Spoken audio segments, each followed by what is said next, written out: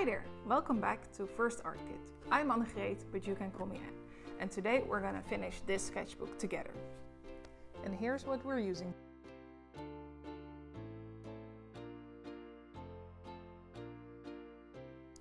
And last but not least, the paint. As always, you can check out the material list in the description below. So first things first, let's start with making a place where the letters can go. The next step is to sketch out where the watercolor box comes, and I angled my own watercolor box that I use as a reference in the same angle that I want it to be in the page.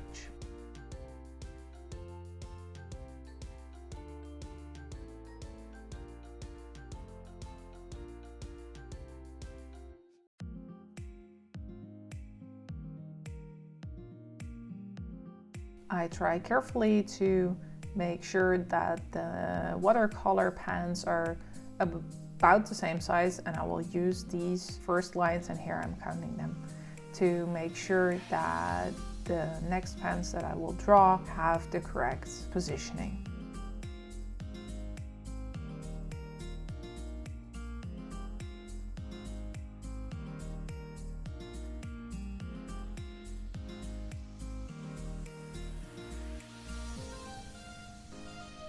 So I don't really mind pressing a bit harder here so that I can see my sketch clearly. The Pilot Color Eno mechanical pencils are erasable, so when the sketch is done you can always lighten up sketches so that they don't shine that much through your watercolor. After finishing the box, I put in the letters about where I want them to go so that I know that once we're starting the other attributes in, I know that they will work nicely with the letters. The cool thing about doing a drawing or spread like this with your own art materials is that you can arrange them the way you want them to, and you have your reference right then and right there. I decided to sketch the pencils through the letters of the word progress. It might seem scary to have elements like this overlap, but it will give extra depth to your final drawing.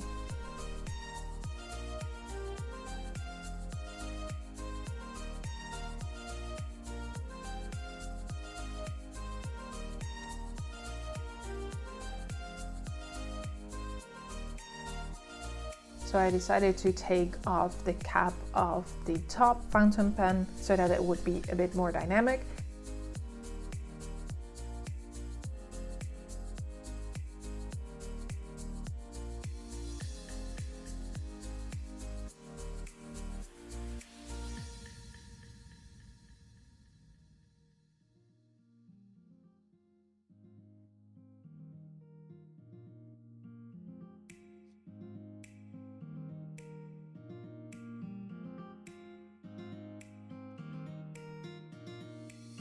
I use my pencil here to try to figure out what the correct angle is, and it's a bit tricky, but I think in the end I got it right.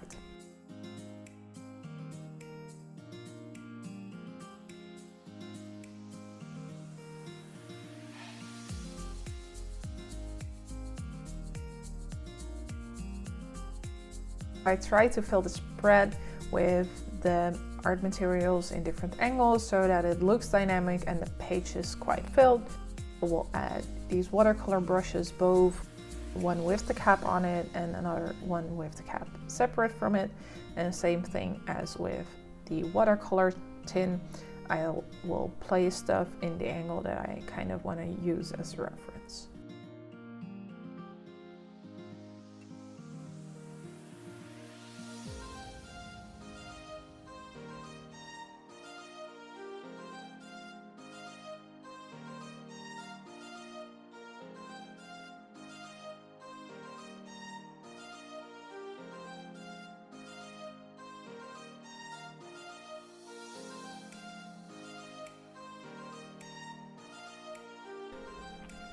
And since we're sketching the art supplies that I usually use when I create a spread like this, the mechanical pencil that I'm using to sketch should not be lacking from this spread.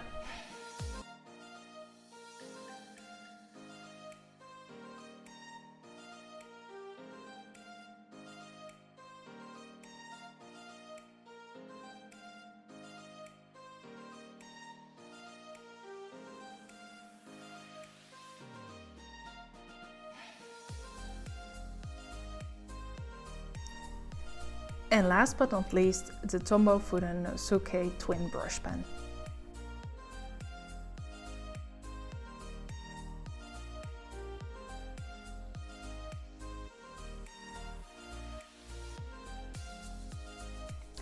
So when you're happy with your sketch, you can roll over it with a bit of kneaded eraser.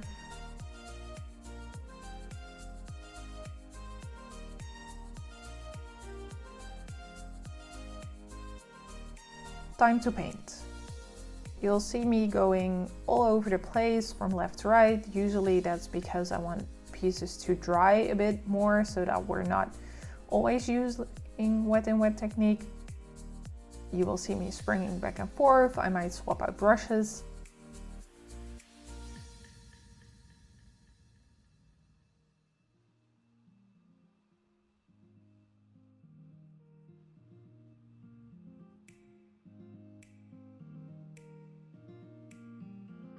I'm interchangeably using my DaVinci brushes with my Aquash brush, my water brush. I use the big DaVinci brushes for bigger washes, and then I will be using the Aquash water brush for the tiniest details.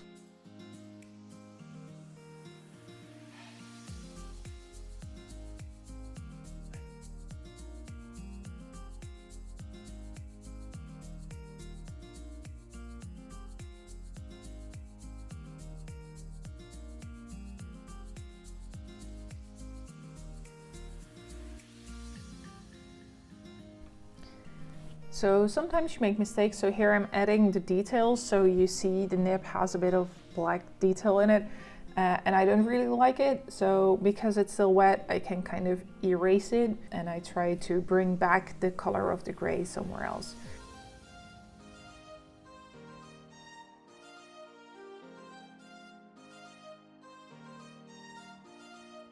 The next step is kind of adding more depth to the pieces we already made. So here I add more shading to the pencils.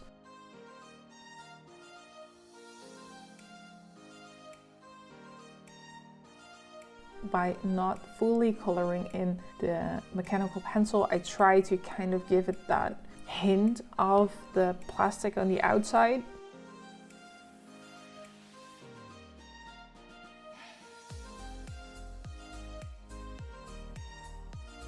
As you saw in the intro, I'm not only using watercolors, I'm also using pencils, and I'm specifically using those pencils here right now to color in the color of the pencils that I painted. I like adding different media to my page to give it a bit more depth.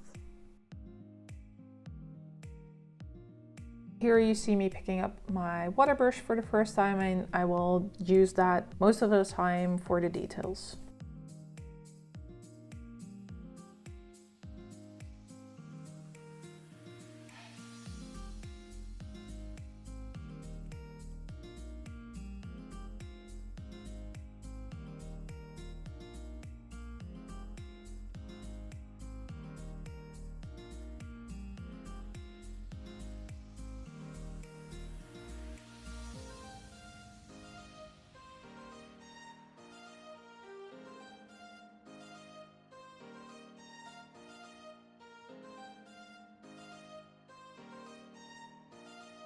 Now it's time to color in the watercolor pans. I will just pen by pen fill in the squares with the same color that are in the tin.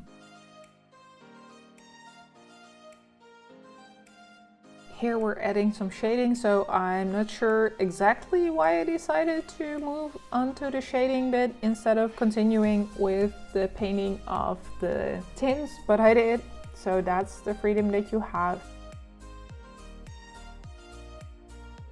And here we're filling up those pans as we go.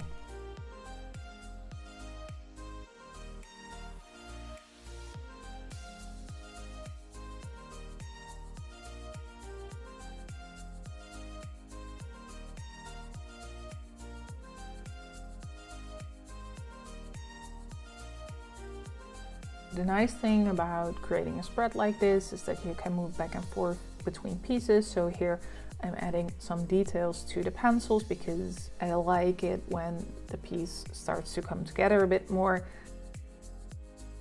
And having a spread like this and doing it in your own way, on your own tempo, will give you the freedom to move around, to add a bit more depth to pieces. So here I added more depth to the water brushes because they felt a bit flat compared to the rest. We're moving on to the mechanical pencil, so that same thing there. And that way you can move back and forth and bring harmony to your pieces.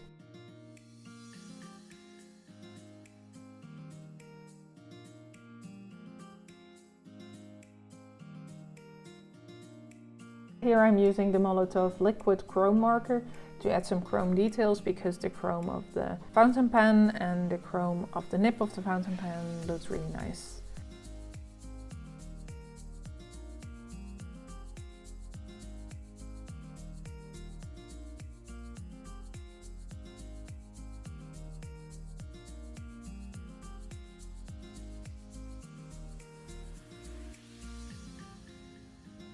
Here I tried to kind of give the idea of the pens by adding white around them, but I didn't really like it, so scratch that idea.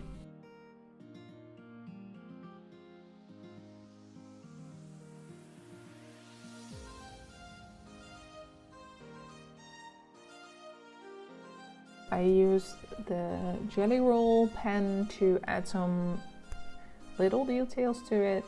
And now it's time for the brush marker that I will use for the darkest lines. So for example here for my tin.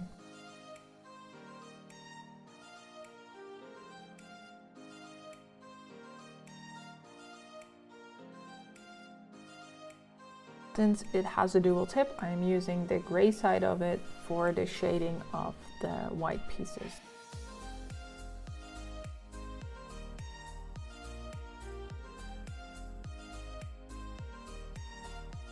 I'm adjusting the angle of my booklet here because I had to write the logo and I tried to make it as straight as possible.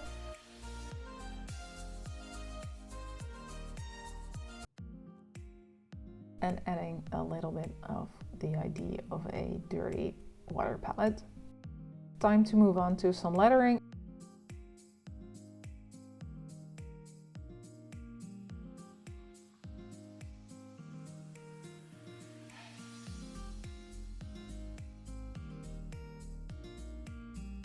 I could have opted to use the brush pen for the lettering, but I like lettering with the water brush.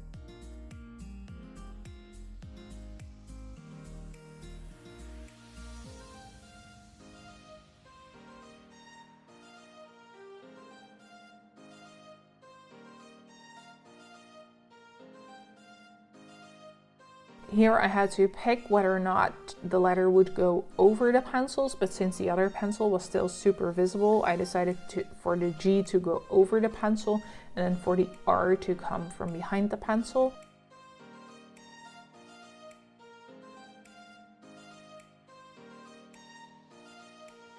So the word is still legible, and you can definitely play with having letters come from behind objects or disappearing behind objects. I definitely would next time decide to start lettering on the left side of the page, because this definitely set me back a bit because everything had to dry.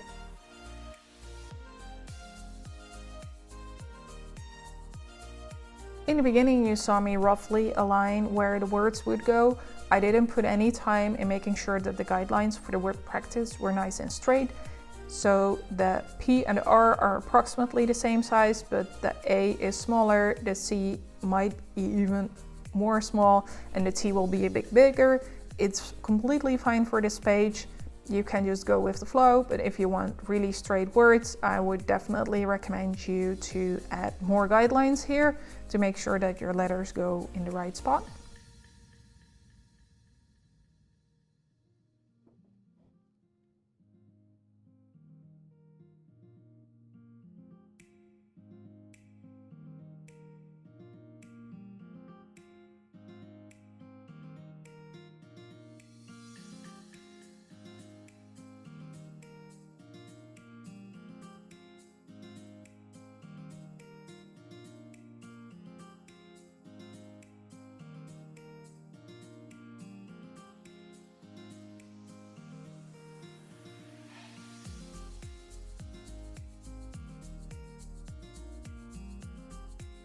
Here I'm again playing with where letters should go, so should the C be on top or behind the mechanical pencil, same goes for the E. And I decided in the end to put at least a C over it because it felt weird that there was just a tiny bit sticking out of it. Having added the dark lettering, I found that my fountain pen needed some more depth to it. I add a bit more shading and a bit more dark coloring.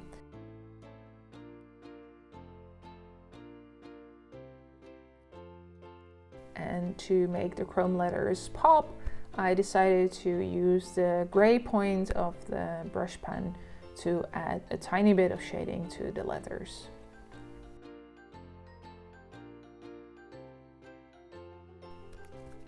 And that's it. I hope you enjoyed watching me create this spread to close up my sketchbook as much as I enjoyed creating it. If you really like these kind of videos and feel inspired, let me know what you're gonna work on down in the comments below. And if you're interested in more tips and more time lapses on how I do my spreads, don't forget to like and subscribe. Thank you for watching, and I'll see you in the next one.